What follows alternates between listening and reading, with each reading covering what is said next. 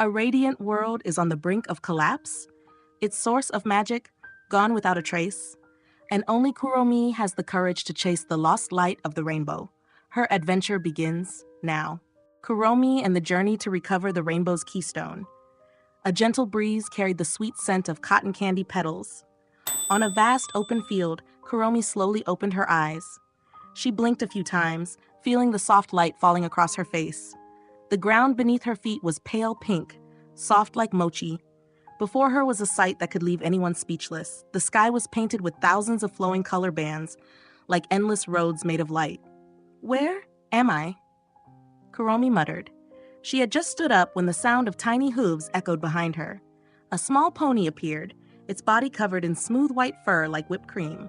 Most striking of all, its mane constantly shifted colors, like flowing strands of rainbow. "Hello, are you someone from another world?" the pony asked in a bright, clear voice. Kuromi jumped. "A talking horse?" The pony giggled, its mane blooming outward like bursts of colorful fireworks. "In the rainbow realm, everyone can talk. My name is Lumina." Kuromi's eyes sparkled with excitement as she looked around. The endless field was dotted with glowing giant mushrooms. Far away, a massive rainbow arched across the sky like a giant bridge. "I'm Kuromi, but why do the colors here seem kind of faded?" she asked. Lumina's expression sank, worry clouding her eyes. "You noticed? Lately, the rainbow has lost its vibrant shine because the rainbow keystone, the source of all magic here, has disappeared." Kuromi tilted her head. "The keystone? What's that?" Seeing that Kuromi wasn't just curious but genuinely concerned, Lumina began explaining. Deep within the heart of the rainbow realm stood a massive crystal pillar called the rainbow keystone. It absorbed energy from the night sky and reflected it into the 7 radiant colors each morning. But one night, when the moon turned an unusually deep purple, the pillar trembled and vanished. From that day on, the colors of the realm gradually grew pale. Without the keystone, the rainbow will disappear. And if the rainbow disappears, the rainbow realm will fall into darkness, Lumina whispered with a trembling voice. Kuromi frowned, a familiar spark of determination flashing in her eyes. "You know what? I don't abandon my friends when they're in trouble. If you want, I'll help you find the keystone." Lumina lit up instantly. "Really?" "Of course." And so, their journey began. Chapter 1, The Entrance to the Blue Crystal Forest. Lumina led Kuromi to a forest where crystal pillars rose straight out of the ground. Each crystal emitted chiming sounds like wind bells. According to legend, this was the path leading to the Lost Color Abyss, where the keystone was believed to have fallen. But the forest was more than just beautiful scenery. As they stepped inside, the crystals began to tremble. A cold wind swept through, carrying eerie whispers. "Be careful, this forest reacts to the emotions of those who walk through it," Lumina warned. Kuromi inhaled deeply, trying to stay calm. But just then, a massive crystal ahead turned a deep violet, and from within emerged small, shadowy creatures shaped like droplets. "What are those?" "That's the lost hues," Lumina cried. These creatures weren't evil, but they survived by absorbing color from others. They lunged toward Kuromi, forcing her to raise her hands in defense. "Wait, I don't want to fight," Kuromi shouted. The creatures stopped, their round, shimmering eyes observing her. Kuromi knelt down gently. "You're homeless now, aren't you?" One small shadow touched her hand with a sad little pip. She smiled softly and placed her hand on its head. "I'm on my way to restore the rainbow keystone. Once it's back, this place will shine again. You won't have to wander anymore." Understanding her words, the creatures dissolved into tiny glowing sparks and opened a path for them. Lumina looked at Kuromi in awe. "You're amazing." Kuromi cleared her throat to hide her embarrassment. No big deal." Chapter 2, The Abyss of Lost Color. At the end of the forest was a massive pit like a crack plunging deep into the world's core. Colors were being pulled into the abyss, leaving the surrounding trees drained to silver gray. Kuromi shivered. What kind of force could pull colors away like this? Lumina's tone hardened. Probably the color-devouring shadow.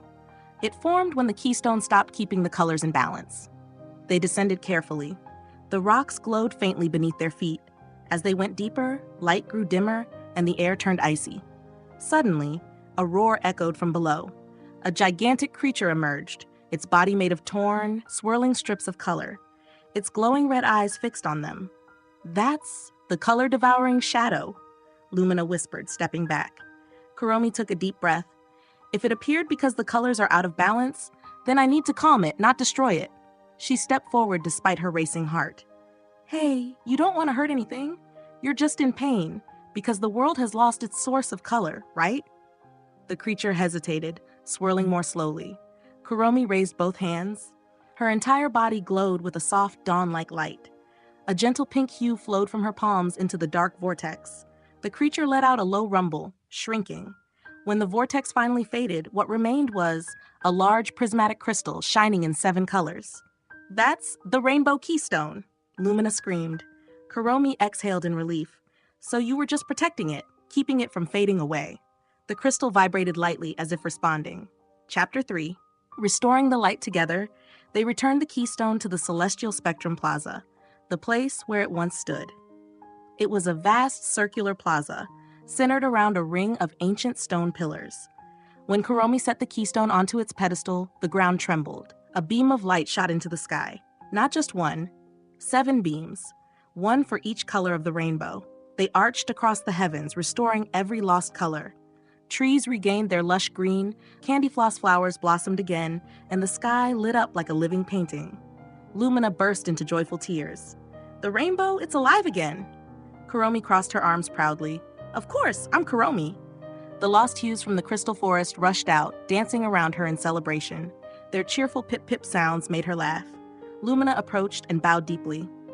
"Kuromi, you saved our entire world. The Rainbow Realm will forever be indebted to you." Kuromi put her hands on her hips, chin held high. "Well, if there's ever a thank you party, just make sure to invite me." Lumina smiled brilliantly.